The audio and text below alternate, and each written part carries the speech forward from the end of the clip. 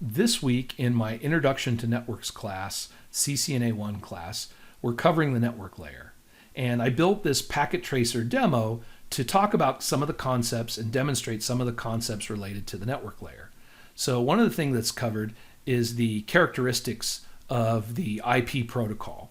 So when we're talking about IP, some of the characteristics, and it doesn't matter whether it's IP version 4 or IP version 6, but the IP protocol is connectionless. In other words, there doesn't need to be a connection negotiated ahead of time with whoever you're going to communicate with. So if PCA wants to talk to the server over here, then there doesn't need to be a prior handshake or an authentication or a password or any type of connection.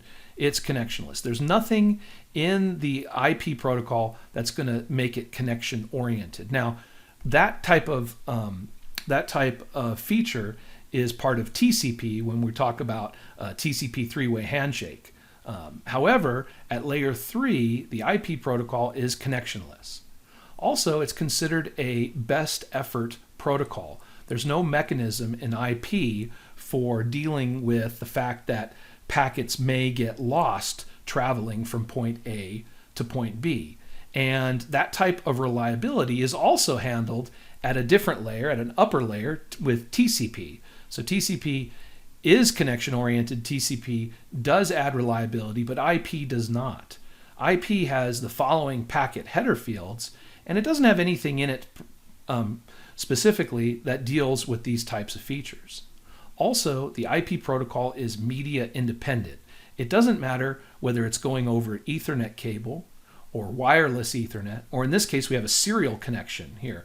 We have a serial connection, so this is not Ethernet. Okay, this is an HDLC frame.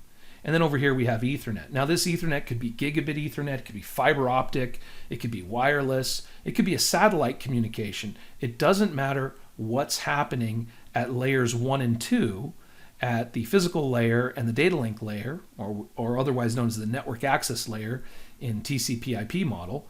So it's media independent. So IP is on top of that, and it can work over serial, it can work over wireless, fiber optic, copper, you name it. Okay, so those are 3 of the characteristics. And then another thing that's covered are the packet header fields. The fields inside of the packet, this is the control information that's inside of every packet. This is the addressing information. And the 2 most important fields are the source IP address and the destination IP address, which don't change from source to destination. So that's one big component. Now let's look at these fields. You've got the version field, which is going to indicate if it's IPv4 or IPv6. The internet header length field, which will have the length of the network header plus the data. Then you have the differentiated services field, also known as DSCP and ECN, dynamics or differentiated services code point, and explicit congestion notification. This differentiated services field handles quality of service. The DSCP information handles quality of service.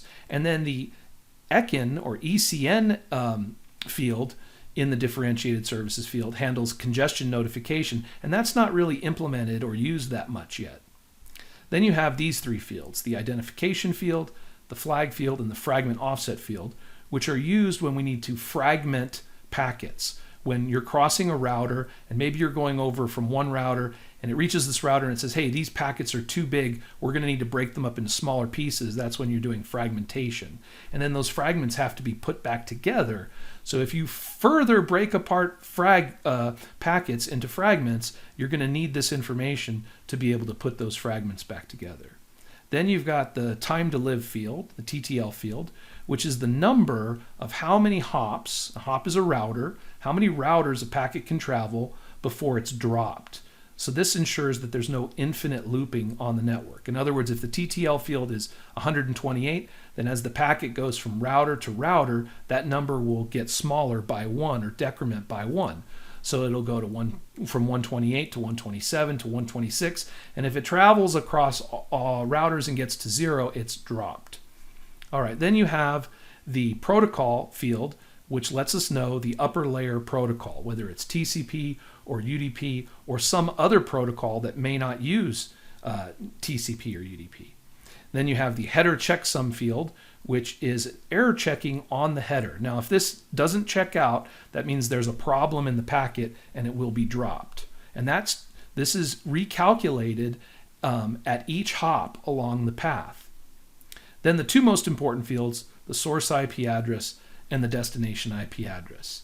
And the important thing to note here is that this is what's ensuring the packet goes from point A to point B across the internet. So if I want to send a packet, I'm going to go to simulation mode here, and we're filtering here just for ICMP. In other words, show all protocols, show none, edit filters, and just ICMP. So we want to only look at ICMP right now.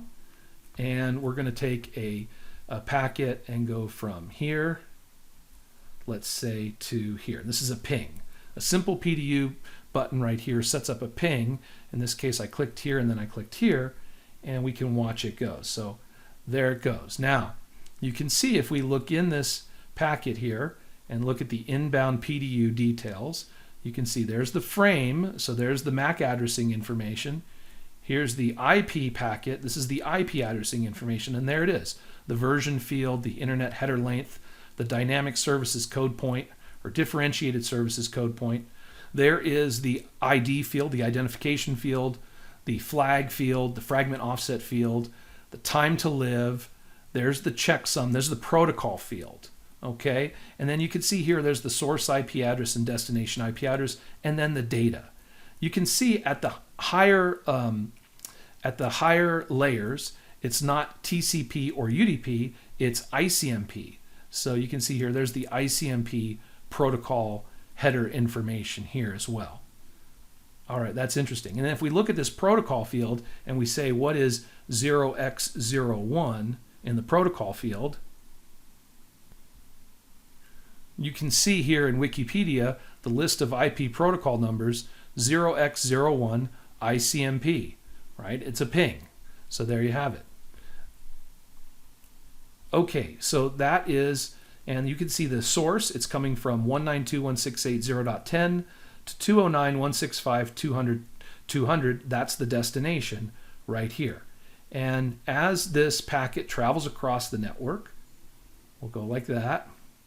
You can see here that if we look in the packet in inbound details here, we can see that as it travels across from router to router, the MAC addressing information might change. Notice here we've got the destination MAC addressing and the source MAC address. And you can see if I go to outbound detail, you can see that it's going to change to a HDLC frame. So the frame at layer 2 is completely going to change as this packet, right, at layer 2 hits the router. The frame is going to be removed and replaced with a new frame. And then we can see that by looking at the inbound PDU versus the outbound, and you can see it changes to HDLC. But notice the IP, source IP address, destination IP address doesn't change. That stays the same. And then we'll hit go again here, and it travels across. And here, once again, the inbound details show it's an HDLC frame that it received at this router right here, and then as it's going to send it outbound, it's going to change back to an Ethernet frame. However, the source and destination IP addresses don't change. Okay, and then it reaches its destination, and it is received. Now, basically, what the server is going to do now is going to respond to the echo request with an echo reply, and so then the source and destination IP addresses will be reversed. But anyway, that's just a little demonstration of the network layer using Packet Tracer.